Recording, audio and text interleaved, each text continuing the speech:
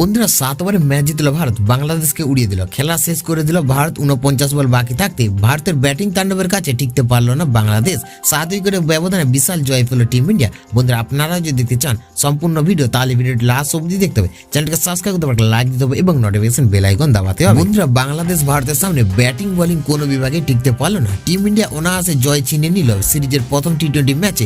ম্যাচের ফলাফল খুব সহজেই চূড়ান্ত হয়ে গেল 49 বল বাকি থাকতে গোয়ালিয়রের মাঠে। বন্ধুরা অধিনায়ক সূর্যকুমার যাদব টস জিতে প্রথমে ব্যাট করার সুযোগ করে দিলেন বাংলাদেশকে। ক্যাপ্টেনের সিদ্ধান্ত একদম সঠিক হয়ে দাঁড়ালো। লিটন দাস 4 রান করে প্রথম ওভারে পঞ্চম বলে হরদীপ সিং এর বলে আউট হন বাংলাদেশের অভিজ্ঞ ব্যাটার। বন্ধুরা মাত্র 8 রান করে পারভেজ হোসেন ইমাম আউট হলেন। দলগত 14 রানে বাংলাদেশের জোড়া উইকেটের পতন। বন্ধুরা ভারতের হয়ে 3টি করে উইকেট নিলেন হরদীপ সিং ও বরুণ চক্রবর্তী। বরুণ বহুদিন পর জাতীয় দলের জার্সিতে কামব্যাক করলেন।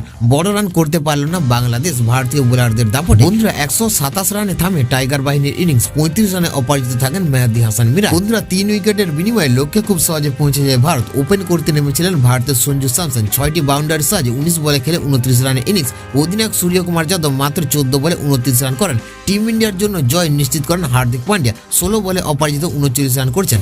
মেরেছেন 5টি 4 ও 2টি ছক্কা। 11.5 ওভারে ম্যাচ জিতে নেয় ভারত। বন্ধুরা 3 ম্যাচের টি20 সিরিজে 1-0 ব্যবধানে এগিয়ে গেল টিম ইন্ডিয়া।